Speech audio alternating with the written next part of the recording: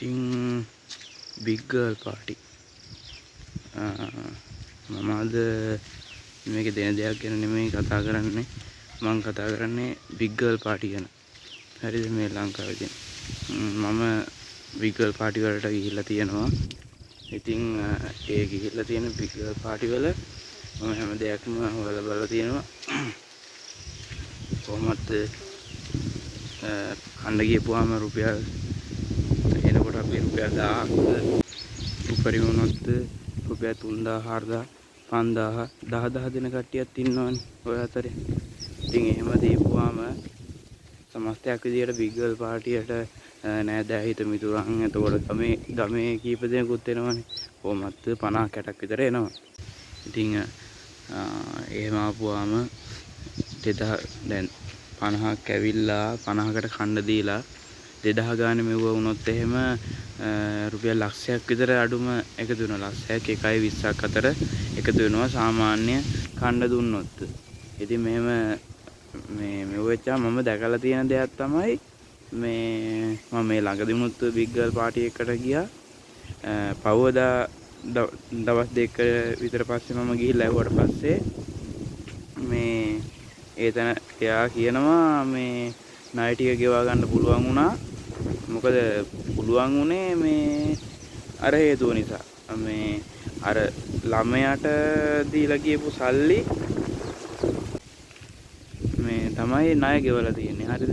ඉතින් ඒ ණය ගෙවපුවාම හිතන්නකෝ කඩවල් වලට ණය වෙලා තමයි මේ big girl party ආරන් තියෙන්නේ. ඉතින් ඊට පස්සේ කඩවල් වලට 40000යි තව කොහෙට හරි 20000යි එහෙම මෙව වෙලා අර ළමයාට හම්බෙන මේ 1.20 හරි 1.10 හරි 80 90 හරි ලක්ෂය හරි ඒ ණය ගෙවනවා. ඒ ණය ගෙවුවට පස්සේ ඉතින් ඒ ළමයා පවුනේ. නිකන් අර ළමයා විකුණන් කාලා වගේ තමයි එතන වෙලා තියෙන්නේ. ඉතින් එහෙම කරන්න හොඳ නැහැ. ඔයාලටත් මේ වීඩියෝ බලන ඔයාටත් ඇති සමහරක් විට ළමයිනේ. ළමයි සමහරක් විට ඇති කියලා හිතනවා. ඉන්නවා කොහොමද ඉන්නවනේ. ගෑනු ළමෙක් ඇති. big girl party එකක් ගන්නවා නම් බලාපොරොත්තු වෙනවා නම් උලම් පොඩ්ඩක් වැඩි ගණන් එහෙම කරන්න එපා. ඒක ඒ ළමයාට කරන අපරාධ වැඩක්. මොකද ඒ ළමයා විකුණන් කාලා ගමේ මිනිස්සුන්ටයි තමන්ගේ නෑදෑ හිත මිතුරන්ටයි කන්න දීලා එයාට හම්බෙන මුදල ණය තුරුස් ගෙවනවා. ණය තුරුස් ගෙවුවා මොකද වෙන්නේ? ඒ ළමයා විකුණන් කෑවා වගේ වැඩක් වෙන්නේ. මං කියන දේ තේරෙනවද ඔයාලට? ඒක නිසා ඒ වගේ වැඩ කරන්න එපා. මේ මගේ වීඩියෝ බලන කට්ටියට මං කියන්නේ ඒ වගේ වැඩ කරන්න එපා. කවදාවත් පව් ඒ ළමයිට මොකද මොනවද තේරෙන්නේ නැහනේ.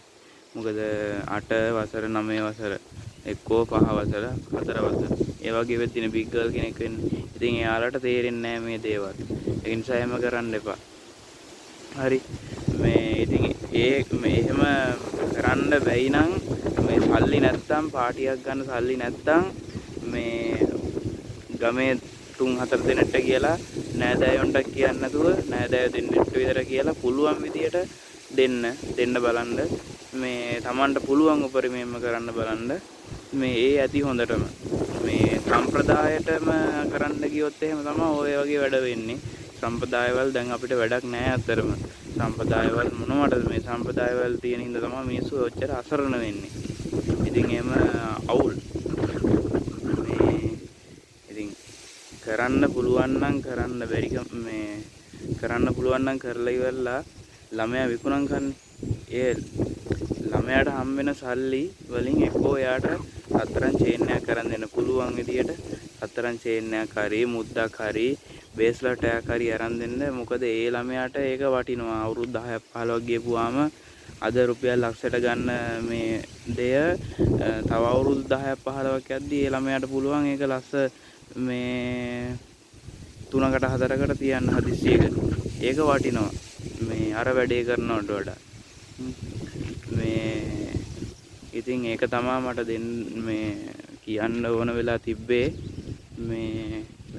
මොකක් කියන්න දෙයක් නෑ මට. ඔයාලටත් බැඳලා ඉන්න කටියට දුවෙක් ඇති. එහෙම ඉන්නවනම් ළමයි විකුණන් කන්න එපා. එහෙනම් ළඟ වීඩියෝ එකෙන් සෙට් වෙමු.